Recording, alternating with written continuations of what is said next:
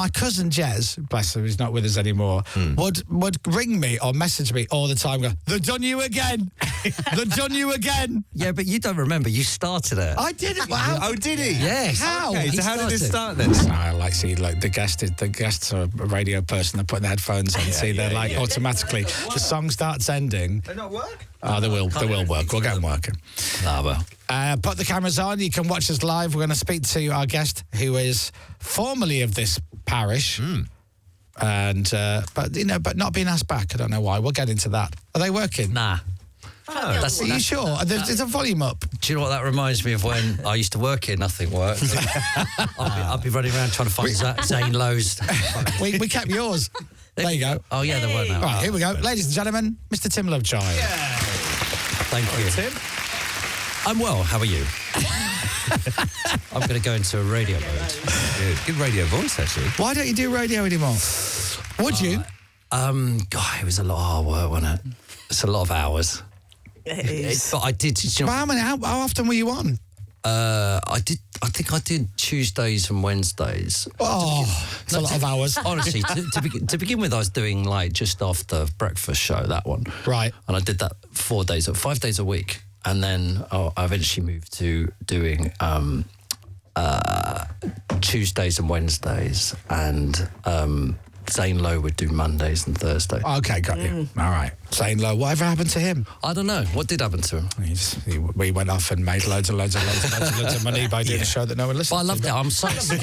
I'm so excited about being in here, though. It's just radio studios are just so exciting, aren't they? Were you in this building? Yeah. Where was? I have no idea. My recollection of what was going on back then is I just don't know. But I just because Johnny Vaughan was in here, wasn't he? Johnny. Yeah. Back in the day, I think he was in this. This was Chris this Harris, bit. The studio when it was Capitol. Yeah. And then I used to work down the back of the building. But anyway, it doesn't matter. I think I was up higher. There was some like little studio up higher, I think. Okay. That's a lot of floors. That's how it did. But I remember they had to sit and teach me how to drive the desk. And I said, I really want to do it. And they gave me a producer to begin with. And after the first week, I was like, I've got to drive the desk. And it's the one job, like, you know, on TV, you can't direct yourself. Yeah. Whereas here, it's so much fun in that driving that desk. Yeah, it is. But I don't get radio boss's obsession with, right, Tim Lovejoy's going to come in. We've got to teach him how the equipment works. Why? It's just, you're not, when you're on telly, you're not like, all right, here's a report from so-and-so, and then you run into the gallery and you press play on the machine. Yeah. You know, so it's just about talking. But you've got to drive drive the punchlines and stuff. Yeah, I guess. I guess. Up and out. Yeah. We were saying this morning, so you've had a very, very strange career, right? In the sense of, like, I don't know. Not successful. I don't know if you drink now. Do you drink? Did you drink? I do drink. I don't drink as much as I used to, but yeah. Okay, so back in the day, you like a few drinks. Yeah. And you decided, or you got a show, massive show on Sky on a Saturday morning live, which rules out Friday night drinking. Yeah. Then, before you'd even left there, just after you left, you then went and did a Sunday morning live show, which essentially you're still doing to this day. So your Friday nights were screwed. Yeah. And then you get your Friday nights back, but your Saturday nights are gone because you've got an early start on a Sunday morning. Yeah. So you don't go out on Saturday nights now, I guess. No. That's all. No. It's a decent job, though, isn't it? It's a great job. Let's face it. Yeah, no, I went years with just never going out on a Friday night, and now years never going out on a Saturday night. Yeah, weekends. I think it's nearly 96 I started Soccer AM, so coming up to 30 years. And with no break. So what was the gap between Soccer AM and something for the weekend? Not much. No, I did them both at the same time. It was. There was a crossover. Yeah, about 8 months or something, and then Soccer AM stopped. And then what was the gap between something for the weekend and Sunday brunch? That was quick, wasn't it? A week.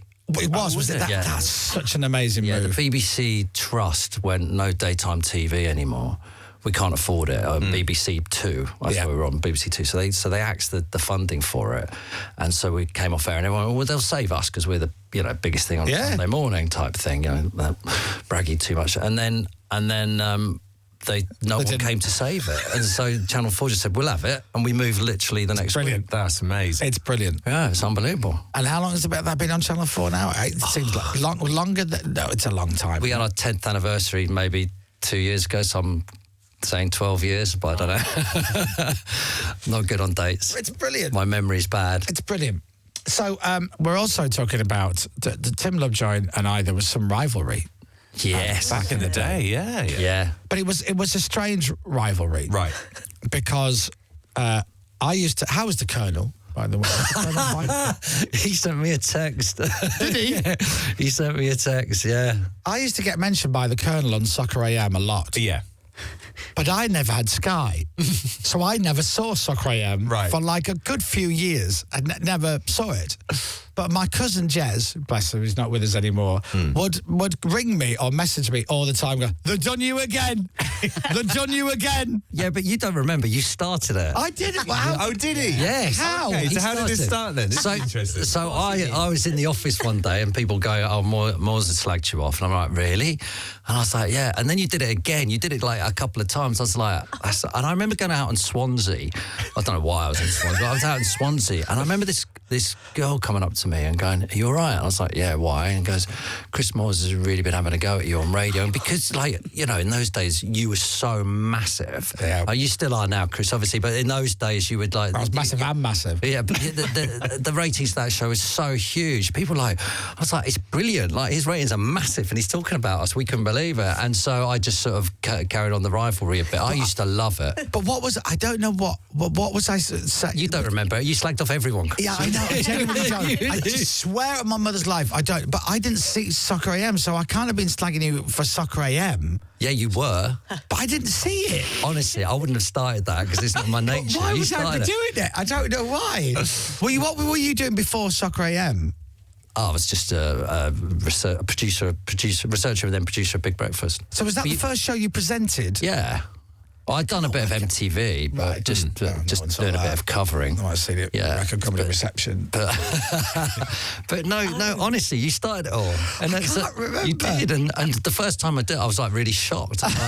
But I was sort of half shocked because obviously I'm getting slagged off on the biggest radio show, but half of me was going, "This is kind of cool." Yeah. I'm actually, See, I wouldn't say feather in your slagged cap. off. Oh, you were. No, Oh, I Chris, come on. I can't remember. You don't remember what you were like back in the day? I mean, it's not unlikely, is it? Oh, It's there's not there's a good chance, you know. A certain chance. It got so bad that I didn't like going out anywhere because I didn't want to bump into somebody because I wouldn't know if I'd slagged them off or not. Yeah.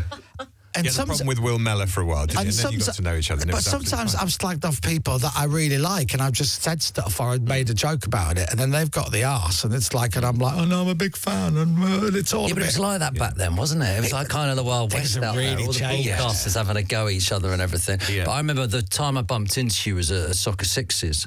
Right. And I could see you there. I can't remember if I was with Fennis or Can't miss someone. me. And I said, "Can I just go over and speak to him?" So we kind of marched over, not knowing what you were going to do. And I went, "Hi, Chris." You went, "Hi, Tim." And then we had a chat. And I was just like, he's such a nice bloke, isn't he? It's like, and that was it. I did a Family Fortunes years ago when Vernon was hosting, and it was Celebrity Family Fortunes, and you go in, and they were doing 2 shows that day, and you all go in with your families, and they run you through what you know how that show works, and you know Vernon say, "Introduce me to your family. This is Tim. Hi Tim. Hi Vernon," and all that, right? Yeah. And Johnny Vegas was on with his family, and we just sat there. We went through all the stuff, and they're asking questions, everything, and then afterwards, Johnny comes up to me and goes, "I feel really bad because I've slugged you off for years and I've just seen you with your mum and I feel really awful. Can you just like me and you're a nice person?" And just gave me a massive hug. Anyway, so let's talk about what you're here for, which is your podcast. Yeah. Which is it out now? Can people get it now? It went live this morning, Chris. Live this morning?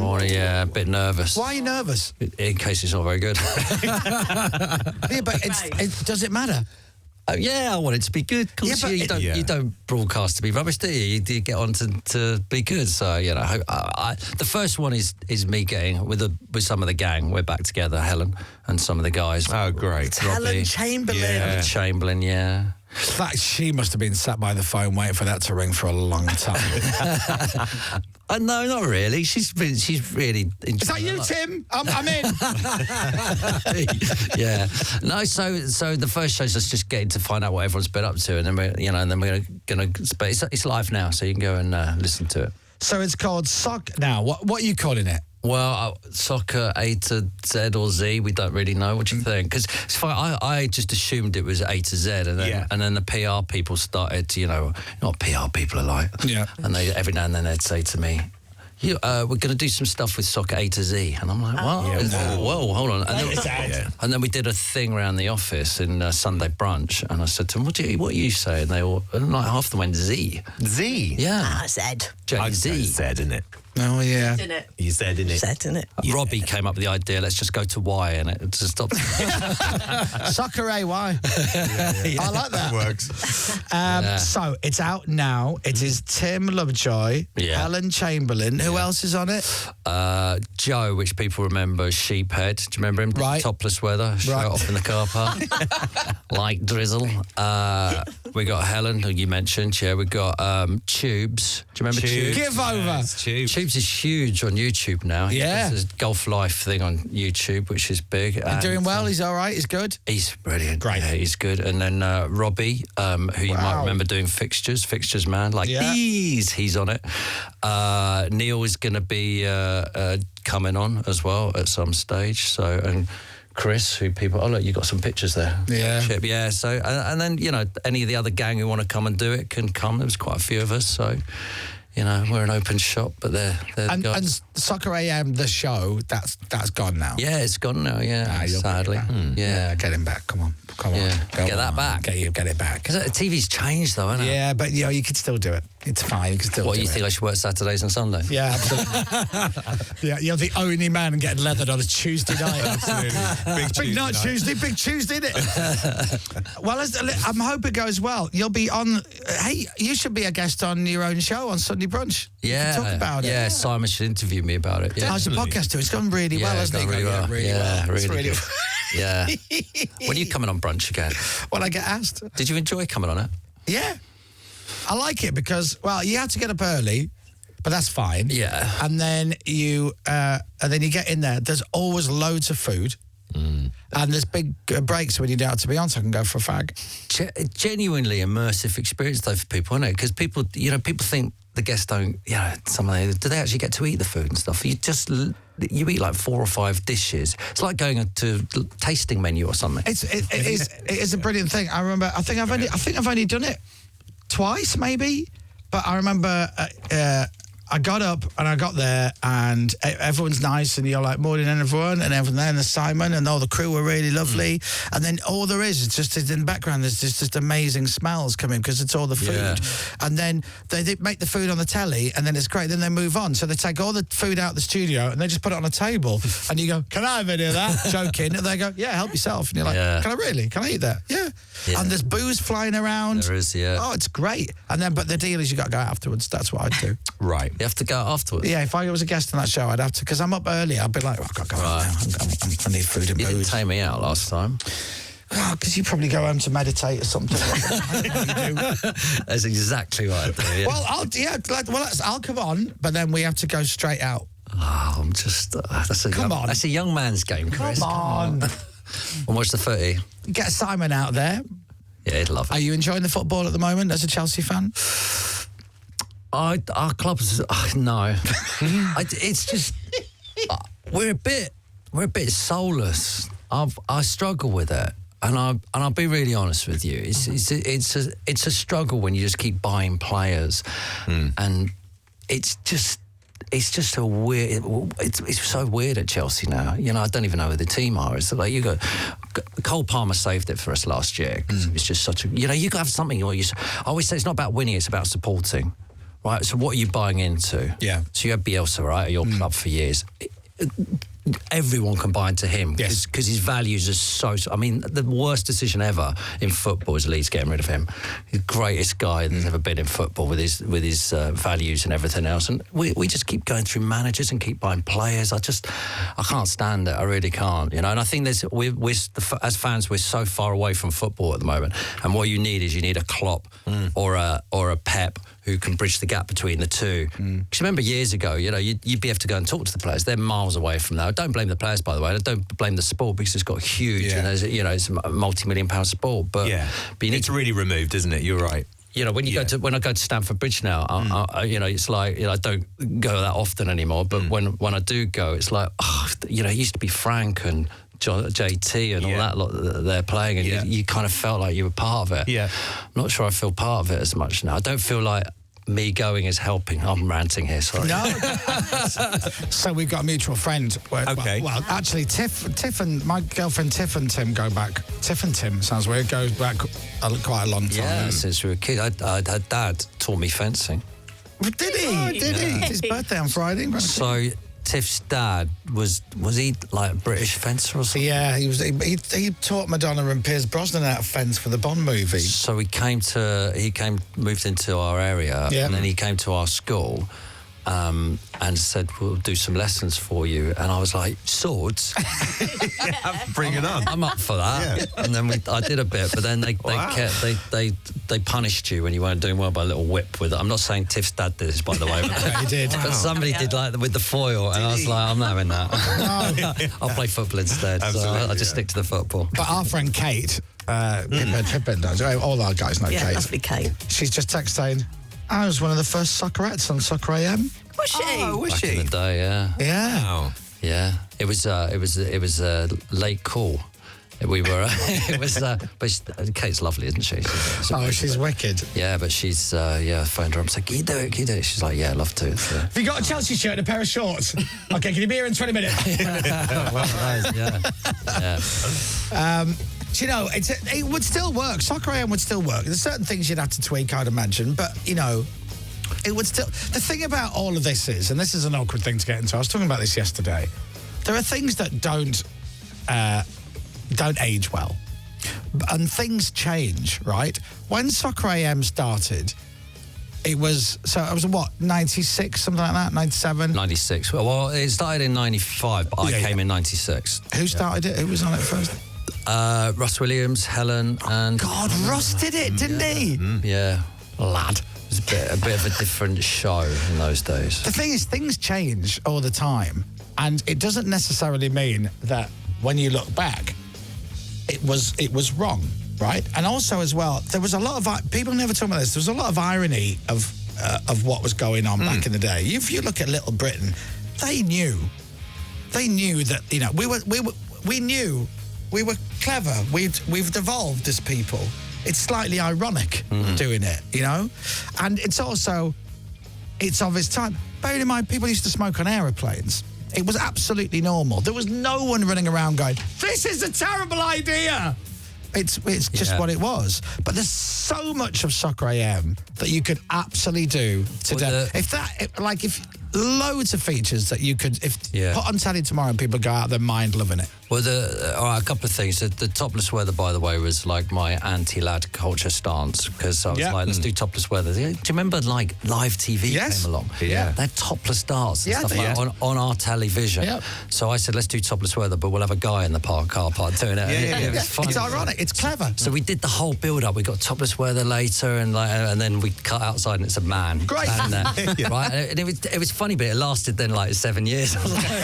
Probably longer than that. But I think what people forget, and if you want me to get really serious for 2 seconds, is we'd come out of a culture, because I've been at the Big Breakfast, where people were saying, we've got to be anti-censorship, because just before there was that woman, Mary Whitehouse. Do you remember her? Yeah. And she wanted to censor everything. So everyone who worked in TV, the dawn of the new age was just push the boundaries as far as you possibly can. The word had, do you remember that kid snogging an old woman? Yes, that's right. Yeah, I remember my boss. That was my first appearance on telly. So everyone was saying, and now we've gone the other way where we want censorship, and it's fine, it's like things go, but it was just a really different culture. So nothing on the Far Show would make it onto TV now, and all those things that we know and love. Vic, Shooting Star's my favourite all-time show. Vic used to go up to the woman and then rub his thighs. But the thing is, that would work. I really think that would work, because it would never make it on TV. It would be so bizarre in this day and age to walk up to a female guest, crouch over, and just rub your hands up and down your trouser legs. Like, it's not. There's nothing sexual about it. It's so weird. But that's the thing. You could. Well, I'm bringing it all back.